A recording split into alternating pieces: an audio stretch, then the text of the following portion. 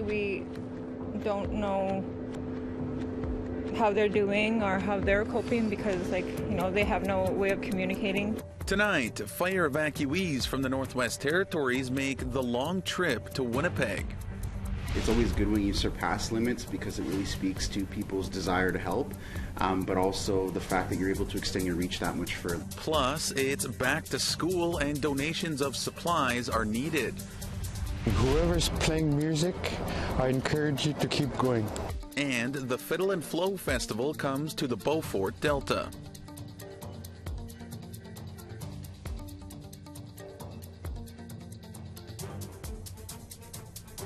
Good evening, Tansei Anin. Welcome to APTN National News. I'm Daryl Stranger. The state of emergency in the Northwest Territories has been extended to September the 11th due to the wildfires that are still raging. Premier Caroline Cochrane is pleading with residents to not go back home because doing so may make fighting the fires even harder. People are tired. They want to be home. But it's really important that people not try to go home until they're called, until it's time, because not only do you put yourself at risk, you're actually putting our first responders at risk. Every single community that we've evacuated, and we've had 10 evacuations this year alone, there's always people that want to stay behind. And the reality is that then we have to focus on saving those people instead of fighting the fires. So please, I know you're tired, but please stay out until it's safe to go home. Nearly 70% of the territory's population are seeking refuge in Alberta. Officials said that the fire outside Yellowknife was being held, but it's still not safe to return home. It's been over 1 week since more than 20,000 Northwest Territories residents were forced to leave their homes due to the wildfires. For those evacuees who were brought to Winnipeg, some say they are still waiting for financial aid, while others are left without shelter. Tamara Pimentel has more. Rose Martel and her dog Smudge are among thousands of N.W.T. evacuees stranded far away from home. It's difficult because, everybody, like all our friends and family, are all split up all over the place. While they have a safe place to stay in Winnipeg at Homewood Suites, Martel says she isn't able to contact friends or family that are now all across Alberta. On August 18th, an evacuation order was issued for Yellowknife as a nearby wildfire threatened the city. Over 20,000 people left their homes, and 69 people are currently registered in Winnipeg. We don't know how they're doing or how they're coping because, they have no way of communicating. A lot of them don't have phones. It's just really difficult being so far, not having financial assistance. Everybody's still waiting for financial support. We've basically been here for a week with no money. Adam Houghton is set up outside the hotel with nowhere to stay. He says he was kicked out for excessive noise after knocking on a friend's door. We've had some support from the people, but as far as the Red Cross, the hotel itself and all its staff, they've been quite rude. Don't want to give us any sort of assistance. The Hilton Homewood Suites told APTN it can't discuss the situation due to confidentiality reasons. There is no word on when Yellowknife residents can return home, and as Martel shares her meals with fellow evacuees, she says now is the time to offer support. Everybody is affected by this in different ways. I know I lost my fish. My fish are probably dead by now. So just be kind to each other. If you see someone struggling, just offer them help. Maybe chat with them a bit. Give them a hug.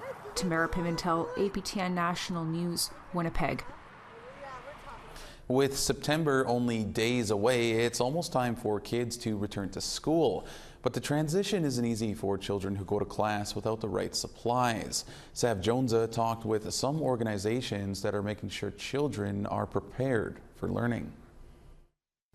A new school year is right around the corner, and that means new books, backpacks, and stationery for students returning to class. But not everyone can afford the long list of back-to-school shopping. I think that when you sign up for anything or where you're expected to be anywhere and you don't have the right tools or the right equipment, it creates a hesitancy to be there because you just feel unprepared or you feel less than. Daniel Hidalgo is the founder of the Winnipeg nonprofit Community 204.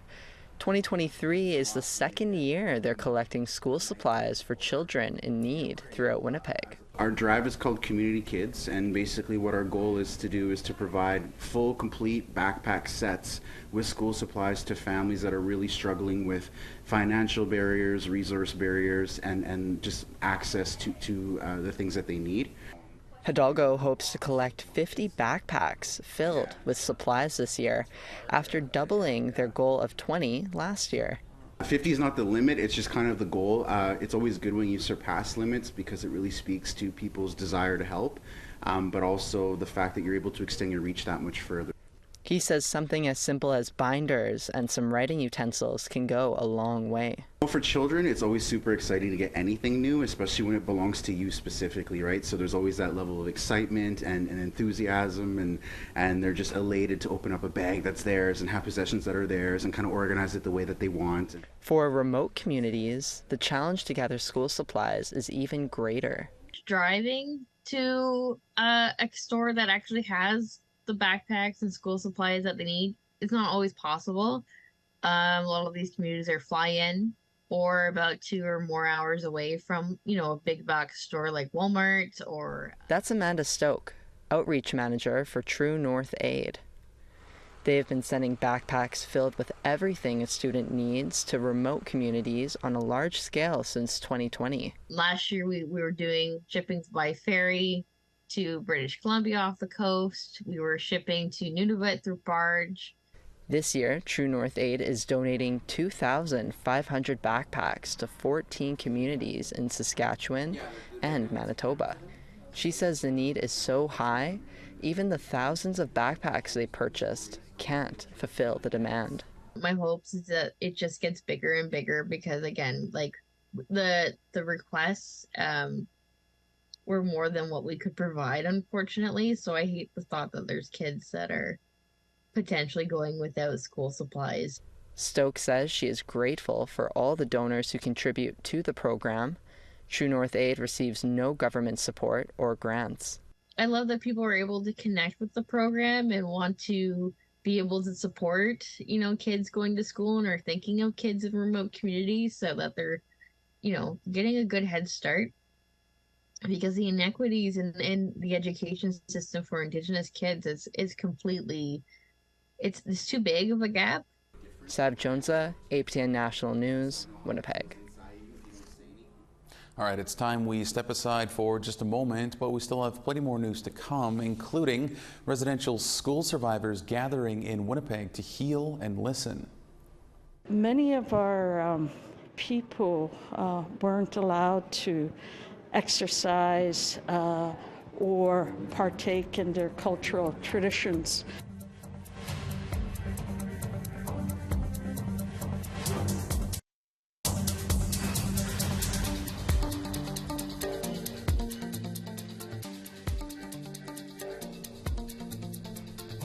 Welcome back to APTN National News. The English River First Nation and the Métis Nation of Saskatchewan gathered in Saskatoon to reveal the results of their ground-penetrating radar search at the site of the former Beauval Indian Residential School.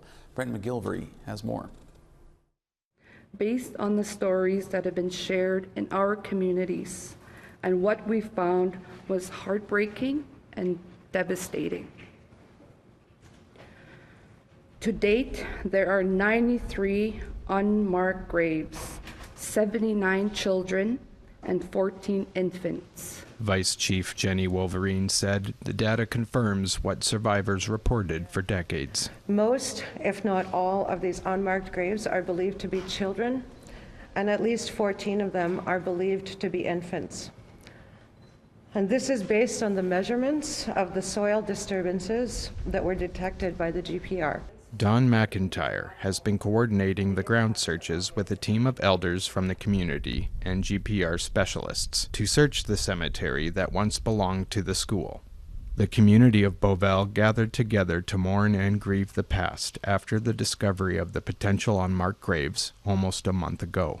McIntyre said elders responded strongly to the news. Their immediate response was shock, and then there were tears, and there was anger.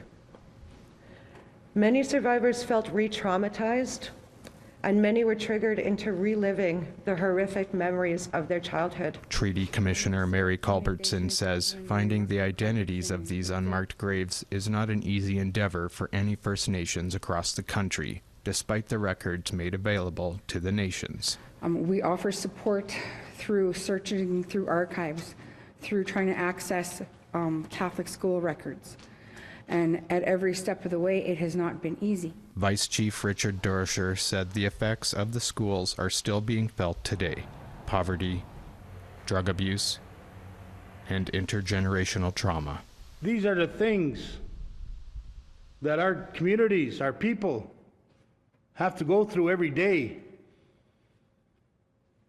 And yet society asks, what's wrong with you guys? I turn the question around. What's wrong with you guys? He hopes that the country will acknowledge the effects that the Indian residential school has had on the community members to this day. Canada has to acknowledge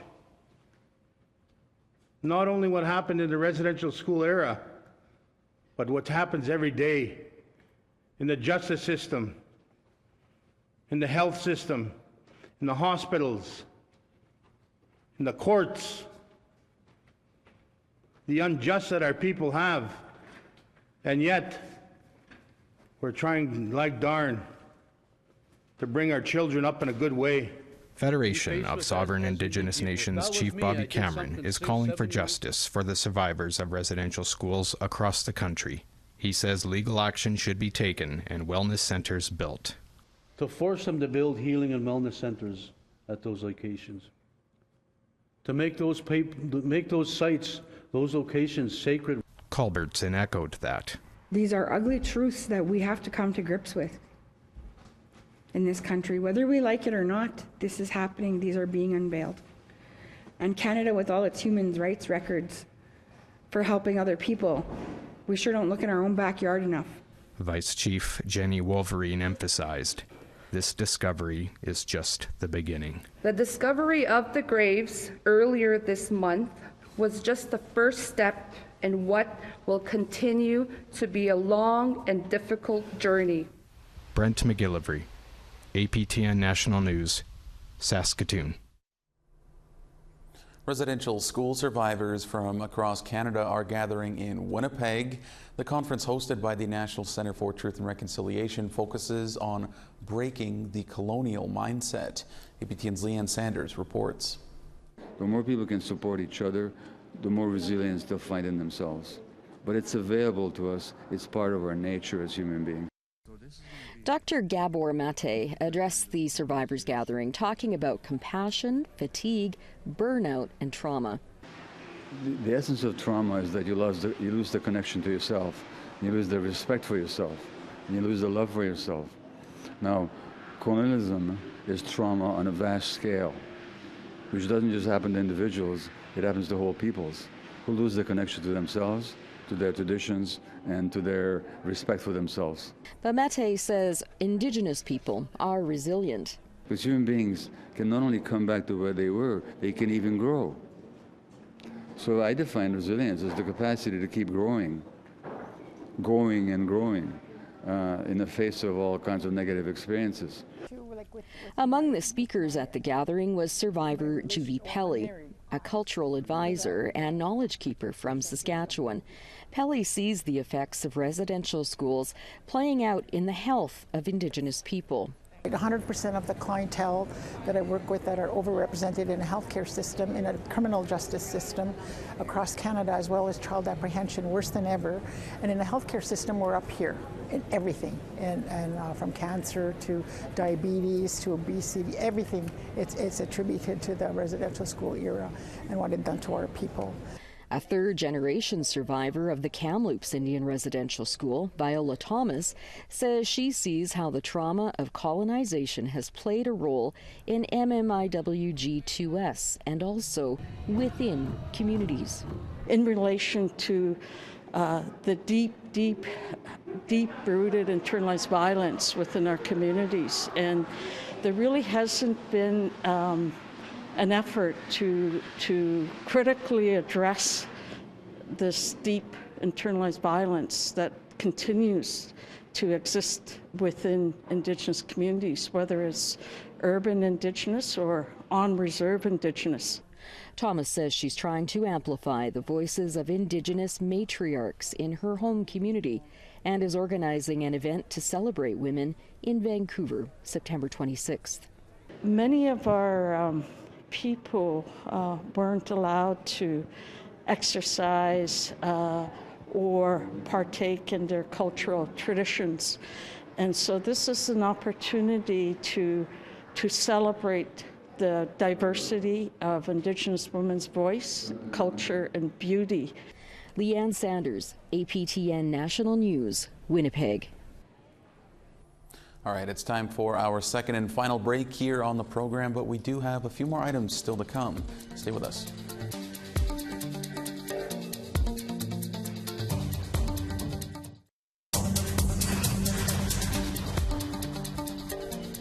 Welcome back. It's time now for our photo of the day. Mr. W.J. Moore sent in this great photo of the setting sun. Mr. Moore was out and about in southern Manitoba hoping to catch some fish that evening, but we hear he came up just a little bit short in his attempts. Certainly wish better luck next time on you, Mr. Moore.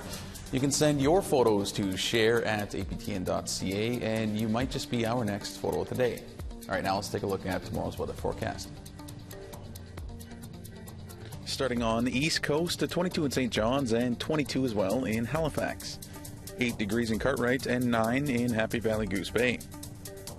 19 in Quebec City and 20 in Montreal. 20 degrees in Toronto and 20 as well in North Bay.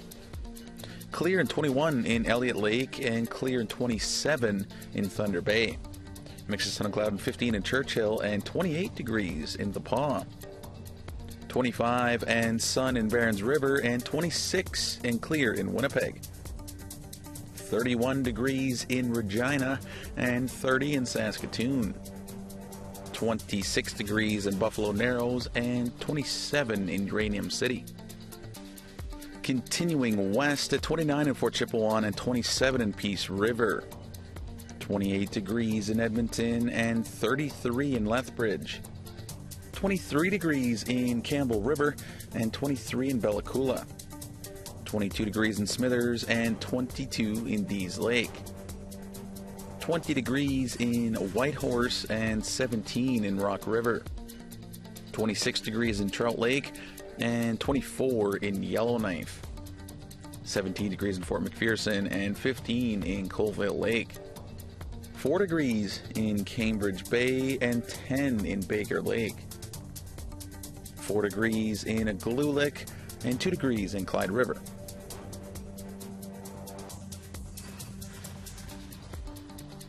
Inuvik lifted its evacuation alert last week with relief while some friends and family experienced evacuations in southern Northwest Territories and the Yukon. Inuvik went forwards with its second Fiddle and Flow Music Festival from Friday to Sunday. It brought talent from across the Inuvialuit and Gwich'in region and some comfort to those visiting, including fire evacuees. Carly Jogner has this report. Music, it brings me so much peace and joy, just watching and playing. That's 19-year-old guitar and accordion player Devin Notaina and fiddle player Tegan Taptuna of the Fly-In Western Arctic Coastal Community of Uluhaktok. They were flown to Inuvik to help create a greater sense of community within the Beaufort Sea Mackenzie Delta for the Fiddle and Flow Festival. And whoever's playing music, I encourage you to keep going. Organizers says it was an initial tough call to go ahead with events because of the N.W.T state of emergency from forest fires, but grateful people came forward saying it was important. And the whole goal behind it was, during COVID, having a festival to bring people together, celebrating music, celebrating all of the entertainment in the Delta. Actually, probably about Wednesday, when things were getting to be an all-time high around the N.W.T, and we didn't really know what was going to happen. A few people brought up some very valid points and said that might be more of a reason to get together, because we actually have a lot of people who are from Yellowknife, actually, who are here and waiting to go back when they can. And they actually came up to us today and said that they were thrilled that this was happening. Inuvik youth fiddler Tyron Kinsoon said he has an uncle that has evacuated from Hay River. Pretty scary. So we were pretty worried about him, but everybody got out safe. That's all that matters, as long as everybody's okay. Everything's replaceable. Material items are replaceable. Lives aren't replaceable. Ethan Cooey was a winner in Sunday's fiddling contest. He was recently featured in the National Music Production Initiative Nuajianan. How has like jamborees and these opportunities helped you grow as a person? I used to be shy. Now I performed on stages a couple of times, at least like five times, I think. Now I'm just pro at it. Yeah. Do you have any words of wisdom for somebody who may be interested in playing music but are still a little bit too shy? Just get up there on stage and you'll be good. You'll be set. You won't be shy no more. Yeah.